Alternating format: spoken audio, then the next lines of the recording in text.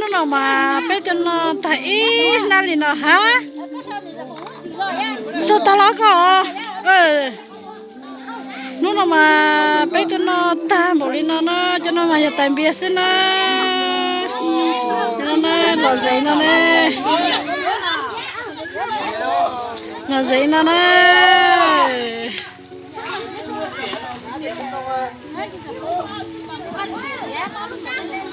rồi thật ta đi nhớ tôi chỉ cũng là quên ít thì ha cha nên nhớ tụi nó xuống cao lên này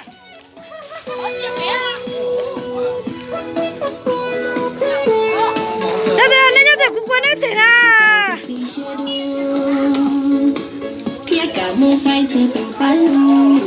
nó gì thật ta đi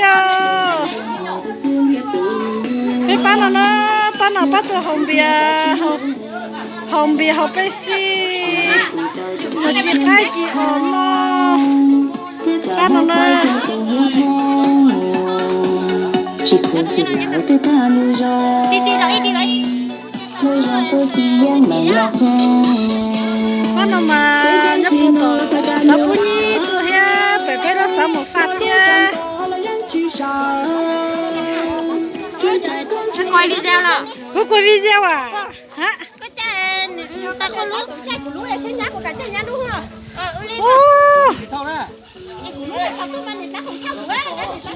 Ấy cho cái này mẹ cũng thân thấy này. Nhá bắt chủ coi thì nhá bắt chủ lấy nè. Cú mà.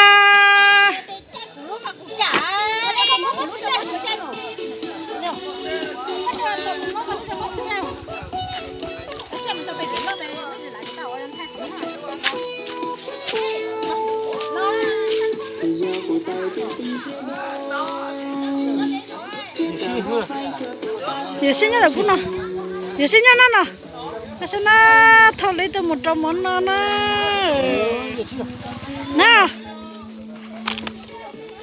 cái sinh một, cái sinh nhật của nó nè, giờ sinh nhật của nó cái này. Mà khổ đó cái đường phong này. Cái kia của nó phải đi lo nó đấy thế. Cũng có lúc chọn nó như tao thò. Nhớ, con gà chơi thì con lo cũng một cô bạn đi thế nào nó. Tông ơi, con ông ấy lo cũng một cô bạn đi là nó.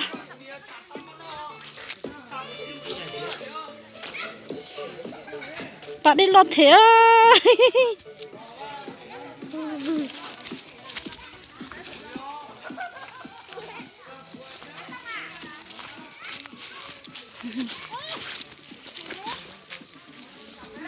Cái lúc bạn đi lo nhá nó na, bây giờ thiên gì nó mà tên nó nè.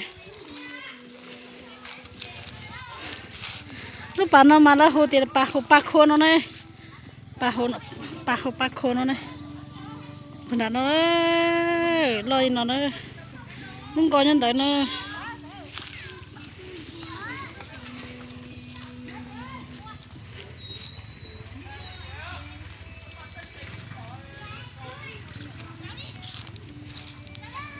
Bạn đi lo thế bây giờ chị ở nó đoạn thuộc bà nó nè.